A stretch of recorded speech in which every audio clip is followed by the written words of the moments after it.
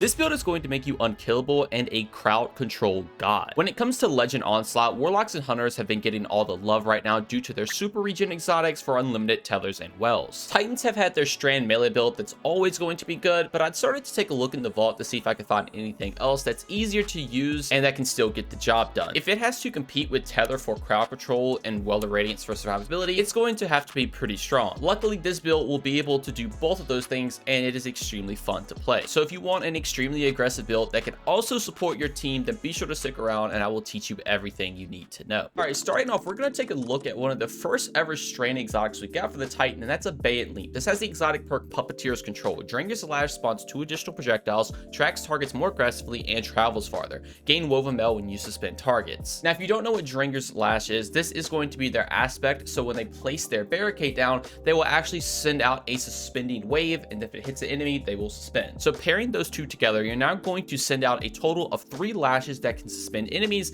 and then every single time it suspends an enemy, you'll get 10 seconds of Woven Mail. Woven Mail is going to be a 45% damage reduction, and with this exotic and some of our fragments, you're going to be able to have permanent uptime of this. This is one of the strongest survivability buffs in the entire game, and pairing that with the fact that none of your enemies will be able to shoot you in the first place from all the suspend, you are pretty much unkillable. In things like Onslaught, you always know which direction the enemies are going to spawn from, so you can lock down those spawn points just by spinning everything over and over again with this setup. Now, to help out with our suspend spam and our survivability, let's take a further look into our subclass. First off, we're going to be taking Banner of War. So this is defeat a target with a melee attack, finisher, or sword to raise a Banner of War that pulses with energy, periodically healing nearby allies and increasing melee and sword damage. Targets defeated by you and nearby allies charge the banner, increasing the speed of its pulses. So just reading that is obviously a lot, but the main thing you need to take away for this build specifically is the fact that you just need to get 1 melee or 1 finisher on any enemy in Onslaught. This is going to proc your Banner of War, which is going to be a large AoE aura that will heal you and your teammates, and the more kills you and your team gets, it will charge it up and it will pulse faster to heal more. You can kind of think of it as a mobile Well of Radiance, and this pair with your Woven Mail, you are virtually unkillable. But on top of that, you also get to support your teammates by healing them as well, and in Onslaught with so many enemy spawns, you're going to be able to keep this at times 4 stacks permanently because you and your team will be killing stuff all the time. We aren't going to be taking too much advantage of the increased melee and sword damage, but that is nice if you want to run something like that. But overall, just the healing you're going to get from this is going to provide so much benefit for you and your team. It is almost a no-brainer to take. So simply alone from our 2 aspects, we're getting crowd control and survivability, which is obviously what the Hunter and Warlock are very strong in. Now, to increase the flow of this build, I would highly recommend taking Rally Barricade because this does have a smaller base cooldown compared to Towering Barricade, and you can shoot over it once you suspend all the enemies. So you pop your Rally Barricade, you'll suspend everything with Dringer's Slash and your Bay and Leap, and then to get your Rally Barricade back a lot faster, we're going to be taking the fragment Threat of Mind. So defeating suspended targets grants class ability energy. So every single target you suspend, you're going to be able to get 10 to 12% of your class ability back. This is based on the tier of enemy you kill, and it can't go up higher than 12%, but typically you're just going to be killing lower trash tier enemies with this because the whole point is just to crowd control so they don't overwhelm you. So in theory, you can expect to get your class ability back pretty much after 10 suspend kills. Now, our class ability isn't the only way we're going to be able to suspend. We're also going to be taking the Shackle Grenade, and then we'll further play into that with Threat of Generation, so dealing damage generates grenade energy. This is nice because now every single bit of damage you're doing in this build will passively generate your grenade energy over time. You compare that with Threat of Mind, so now when you kill those suspend targets, not only are you getting that class ability energy, but the damage you're dealing to kill them are also generating grenade energy. This paired with some of our armor mods we're going to go over later is going to allow you to have almost permanent uptime of these abilities, which just means you're going to be able to suspend everything and have some of the best crowd control in the game. Now, the final things to round out the build are going to be Threat of Warding, so picking up an Overpower grants Woven Mail. Again, this is going to be a 45% damage reduction, and this will pair with a Bay and Leap, so this can provide Woven Mail, and then picking up an Overpower also provides Woven Mail because the survivability you get with it paired with Banner of War is just absolutely disgusting. And then the final fragment is going to be Threat of Continuity, so suspend, unravel, and sever effects applied to targets have increased duration. This is going to effectively give all the Strain verbs 50% longer duration, and we can actually take advantage of all of these. With our melee, we can actually sever enemies, so this is nice to have. If there's a target that just does a lot of damage, you can sever them, make them do 40% less damage. We're going to have unravel from our artifact, and we're obviously also playing into suspend with everything that we've already went over. And then the final thing to note about this super is Blade Fury. This super is very strong, not only for doing single target damage, but if you're ever in a sticky situation, if things are attacking in your ADU, you can pop this super, just absolutely clear everything in the room, suspend everything in the room,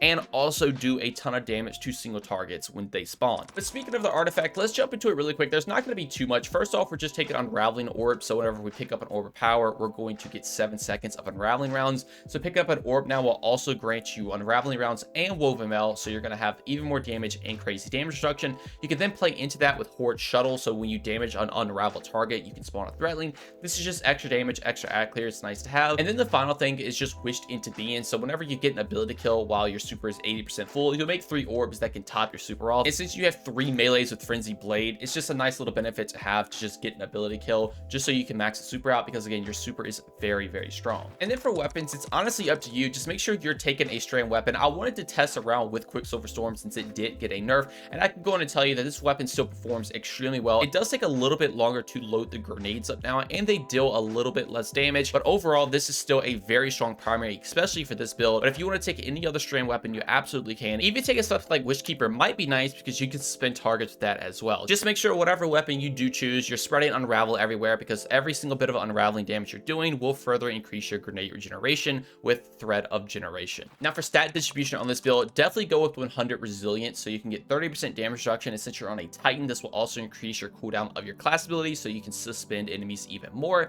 Then I would highly recommend 100 Discipline, so you can get even more grenade energy to suspend enemies with that as well. And then honestly, I would recommend going into Strength for your last stat, because having Frenzy Blade to sever enemies, proc Wish into Being, and also make sure you're getting a Banner of War proc, it is just nice to have these melees up as much as you possibly can. You don't really need recovery because of your 45% permanent damage reduction, and also Banner of War constantly healing you over and over again. So I would definitely just recommend Resilience, Discipline, and Strength. Then jumping into armor mods, let's start off with our helmet. We're going to be taking a Harmonic Siphon, so whenever we get Rapid Strand Weapon Final Blows, we'll make an Orb of Power. This is obviously nice to proc Woven Mail and also Unraveling rounds from our artifact. Now the next mod is going to be Heavy Ammo Finder, so we can just make more heavy ammo. And what's cool, if you're running a primary exotic, you will actually proc this more often, so I would definitely recommend a Strand primary exotic. And then finally Dynamo, so whenever we use our class ability near enemies, we would generate super energy. This is going to give you around 3% of your super every single time you cast your class ability, and since you want to do that all the time to suspend enemies,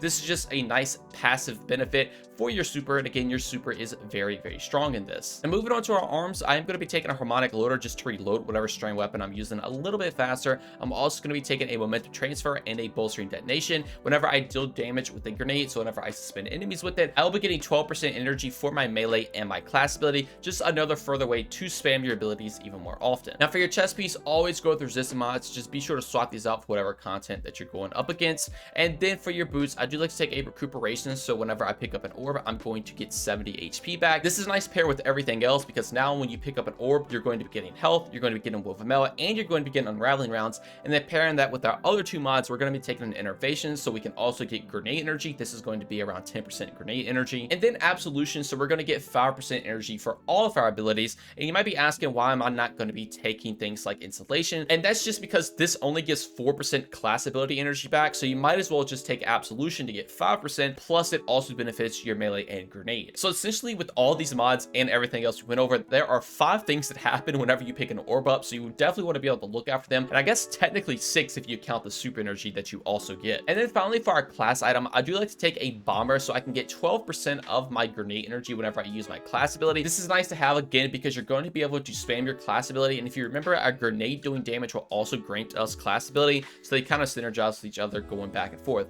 Now I also like to take a Powerful Attraction, so I can pick up orbs whenever I pop my class ability. This is nice to have because, again, we've already went over how much orbs are going to be doing for us in this build, so just being able to pick them up whenever you can spam your class ability is very, very strong. And to spam your class ability even further, I do like to take a Utility Kickstart, so whenever I use it, I will get class ability energy back, and based on the amount of armor charge we have, we will get even more back. So again, with this, your orbs are now doing a 7th ink. You're now going to be granting armor charge, which just means you can spam your class ability even more, so you can suspend enemies all the time. With 3 armor charges active, you will get around 30% of your energy back whenever you use it. And now for the final part of the build, this is the transmog I am running. I definitely tried to go with some alien spiky theme thing. I'm taking advantage of the Crota gauntlets alongside the Ruta Nightmare's chest piece. Even the Grasp of Avarice helmet, I think it turned out looking pretty interesting. I don't know, I kind of like the way it looks, honestly. So if you want to make your Titan look like this, definitely be sure to copy it down. But all right, that is going to do it all for me. Let me know what you all think about this build down below. I know a lot of Titans use the melee setup for Strand, and it's definitely still better than this one, but that setup is also a lot harder to use, whereas this one is way easier and you still get so many benefits out of it. So if you're looking for a different playstyle and you want to get a Legend Wave 50 done on your Titan, this is one I would definitely recommend giving a shot. Anyways though, I wish you all the best of luck on completing your Legend Onslaught. Thank you all so much for watching, and I hope you all have a great day. Peace.